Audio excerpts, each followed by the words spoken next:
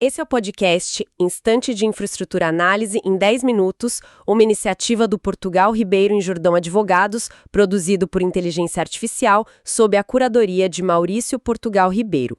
Nesse episódio, tratamos do controle das agências reguladoras pelo Poder Legislativo, com base na dissertação de Júlia Luciana Oliveira Martel de Almeida. Bom, existe essa ideia, de que o Congresso Nacional fiscaliza pouco a administração pública, especialmente as agências reguladoras. Mas será que é bem assim? Uma análise mais profunda talvez mostre outra coisa? Exatamente. A dissertação da Júlia Martel mergulha justamente nisso, sabe? Ela investiga o que realmente motiva os deputados federais a tentarem controlar a Agência Nacional de Aviação Civil, a ANAC. E olha, foram examinadas quase 800 proposições legislativas, tipo projetos de lei, requerimentos, essas coisas, apresentadas entre 2006 e 2022. Nossa, quase 800 em 16 anos. Isso por si só já questiona um pouco essa ideia de pouca atividade, né? O que essa investigação revela sobre as motivações por trás desse volume todo? Olha, revela uma dinâmica bem mais complexa. E ativa. Muito mais do que a gente imagina.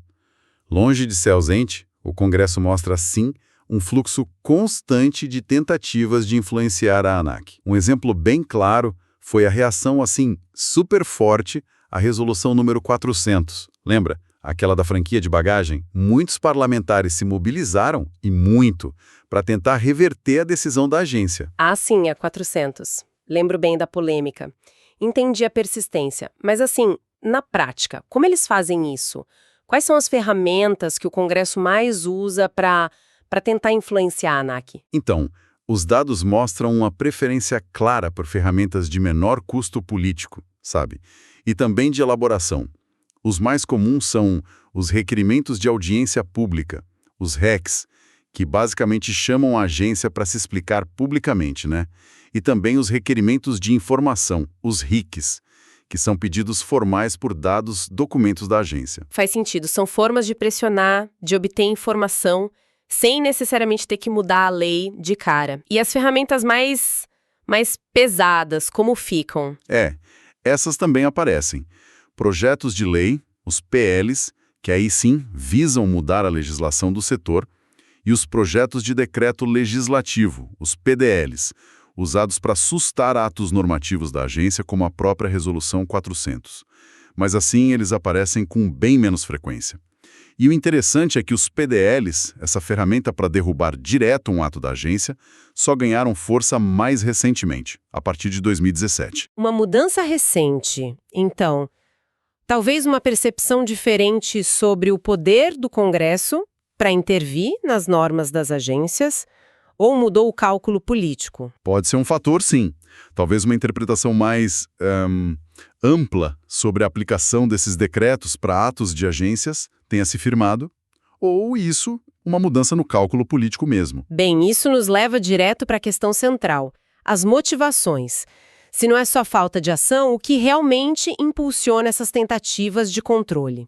É puramente oposição ao governo da vez? A pesquisa indica que não é tão simples assim. Embora sim, parlamentares da oposição tendam a apresentar, na média, mais proposições de controle. A principal força motriz parece vir de incentivos mais individualistas, sabe? Muito ligados à estratégia de reeleição de cada um. Ah, isso é fascinante. Quer dizer que a lógica eleitoral pesa mais que a disputa partidária ou ideológica nesse controle. Como isso se manifesta na prática? De algumas formas bem claras, na verdade. Primeiro, os interesses locais. Parlamentares de estados com uma ligação forte com a aviação, pensa na região norte, por exemplo, costumam apresentar mais propostas voltadas para suas bases, buscando benefícios diretos para os seus eleitores. Segundo, os interesses de grupos organizados. A gente nota que um grupo pequeno de deputados concentra muitas propostas. Isso sugere uma defesa mais constante, mais perene, de interesses específicos do setor aéreo. Entendi. E imagino que a visibilidade também conte muito, certo? Ganhar os holofotes. Com certeza, é o terceiro ponto. Sinalização política. Ou propaganda, né? Momentos de crise com grande cobertura da mídia, tipo o apagão aéreo lá em 2007, nossa, geram picos de atividade parlamentar. Mas, e isso é importante, mesmo temas que não estão tanto na grande imprensa, como as regras de bagagem da Resolução 400, mobilizam muitos deputados, muitos mesmo.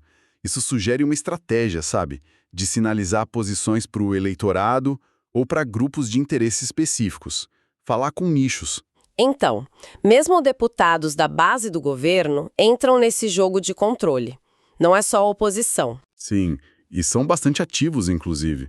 A análise até sugere que, depois de 2014, com mudanças como o tal orçamento impositivo, que deu ao Congresso mais controle sobre onde o dinheiro público vai, né, diminuindo o poder de barganha da presidência, depois disso, a proporção de membros da coalizão governista tentando controlar a ANAC pode ter aumentado. Ou seja, a dinâmica vai bem além da simples oposição formal. Certo. Então, resumindo um pouco a história que os dados contam, o controle parlamentar sobre a ANAC, e talvez sobre outras agências também, é menos sobre uma fiscalização institucional, assim, abstrata, e muito mais um reflexo da busca por votos, da representação de interesses locais ou setoriais e das táticas de posicionamento político e individual de cada parlamentar. Essa parece ser a conclusão principal. As tentativas de controle são essa mistura complexa, sabe? Refletindo tanto a lógica eleitoral, focada na reeleição, quanto as dinâmicas partidárias e de coalizão do nosso sistema político. O Congresso não está parado, de forma alguma, mas a sua ação é multifacetada, é movida por esses incentivos bem variados. Isso nos deixa com uma reflexão importante no final, né? Se as motivações para intervir numa agência, que é, na essência, técnica, são tão diversas, indo do interesse paroquial de um voo regional até a defesa de um setor econômico inteiro, ou a simples autopromoção, como fica a qualidade técnica e o propósito original da regulação nesse cenário? A gente corre o risco de a regulação virar só mais um palco para o jogo político eleitoral, em vez de buscar o aprimoramento técnico e um interesse público mais amplo? Fica a pergunta. Esse é o podcast Instante de Infraestrutura, análise em 10 minutos, uma iniciativa do Portugal Ribeiro e Jordão Advogados, produzido por inteligência artificial, sob a curadoria de Maurício Portugal Ribeiro. Até a próxima semana.